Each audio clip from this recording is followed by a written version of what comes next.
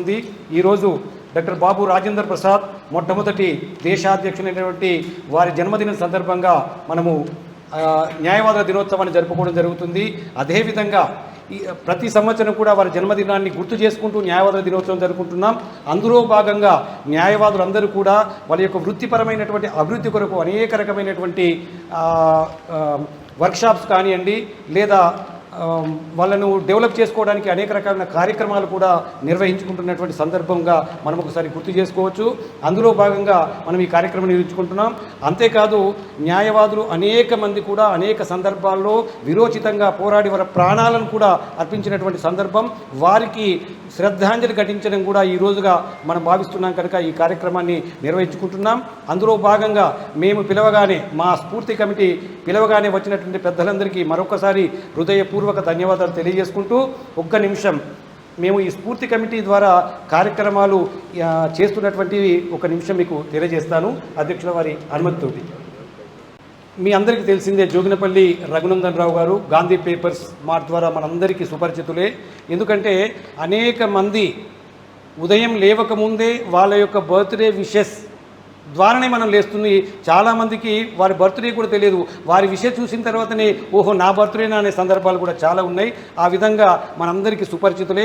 అందరి యొక్క బర్త్డేలు కావచ్చు, అనేక విషయాలలో కూడా నిర్వహించడం జరుగుతుంది. గత 2 సంవత్సరాల నుంచి నేను, ఆలూరి ఆనందరావు గారు వీరితో ప్రయాణం చేస్తున్నాం. ఈ స్ఫూర్తి కమిటీ ద్వారా మన కరీంనగర్ జిల్లాలో ఉన్నటువంటి ప్రముఖులందరికీ కూడా బర్త్డే విషయం చెప్పడము, ఇతర కార్యక్రమాలు చేయడం జరుగుతుంది.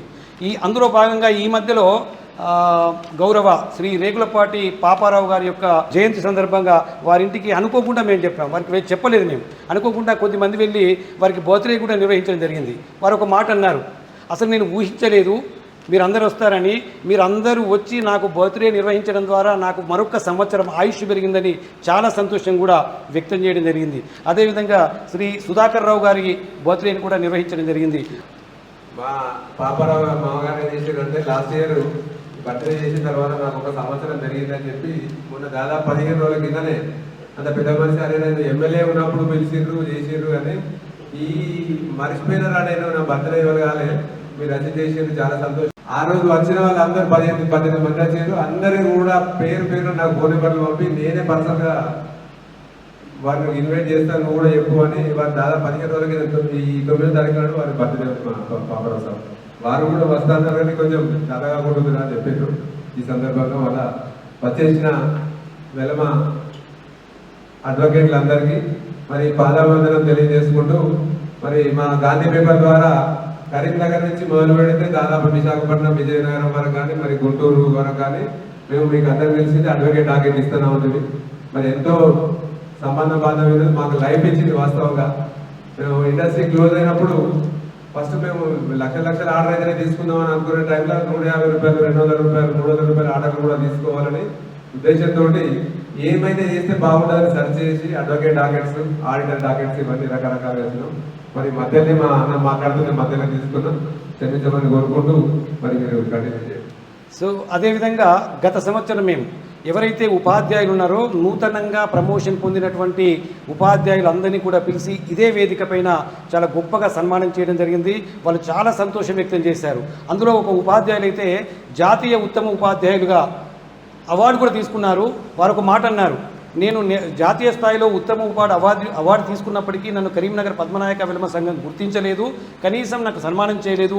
ఇవాళ జోగినపల్లి రఘునందన్ రావు గారు నన్ను గుర్తించి సన్మానం చేసినందుకు నేను చాలా సంతోషపడుతున్నాను చెబుతూ, ఇలాంటి కార్యక్రమాలు చేయడం ద్వారా మన విలమలందరినీ కూడా ఐక్యం చేసే అవకాశం ఉంది అని ఒక మాట చెప్పారు. వారు 3 ముఖ్యమంత్రుల చేతి మీద అవార్డు తీసుకున్నారు. వారికి మేము సన్మానం చేయకూడదు జరిగింది. ఈ సందర్భంగా పెద్దలందరికీ ఒక చిన్న వినపం, నేను చాలా చిన్నవాడిని, ఎందుకంటే ఇవాళ మన సమాజం అంతా కూడా, మన సామాజిక వర్గం అంతా కూడా అత్యంత ఇబ్బందికరమైన పరిస్థితుల్లో ఉంది, పక్కకు నెట్టివేయాల్సినటువంటి పరిస్థితుల్లో ఉంది. మన గుర్తింపును కూడా తగ్గించే ప్రయత్నం జరుగుతున్నటువంటి ఈ సందర్భంలో కొద్దిమంది మాత్రమే మన యొక్క ఉనికిని కాపాడనే ప్రయత్నం చేస్తున్నారు. ఈ మధ్యనే వెలిచాల రాజేంద్రరావు గారు అనుకుంటా ఒక చక్కటి వ్యాసం రాశారు, మన గుర్తింపు తగ్గిపోతుందని. మరి ఇంకా పెద్దవాళ్ళు, అందులో మీలాంటి వాళ్ళందరూ కూడా మీ వాయిస్ ఒకసారి వస్తే అది అందరికీ తెలిసిపోతుంది. మీలాంటి వాళ్ళు కూడా మరి రోజు రోజుకు మన యొక్క సామాజిక వర్గం యొక్క గుర్తింపు తగ్గించే ప్రయత్నం చేస్తున్నారు. అరచేతిని అడ్డుపెట్టి సూర్యకాంతిని ఆపలేరు, మన సామాజిక వర్గాన్ని ఎవరు తగ్గించలేరు, కానీ తాత్కాలికంగా తగ్గించే ప్రయత్నం చేస్తున్నారు కనుక దయచేసి పెద్దలందరూ కూడా ఆలోచించి మన ఐక్యతను ఇంకా ముందుకు తీసుకునే ప్రయత్నం చేయాలని, అందులో భాగంగా అనేక మంది కార్యక్రమాలు చేశాం. ఉపాధ్యాయుల రిటైర్ అయిన వాళ్ళకి కూడా సన్మానం చేయడం జరిగింది.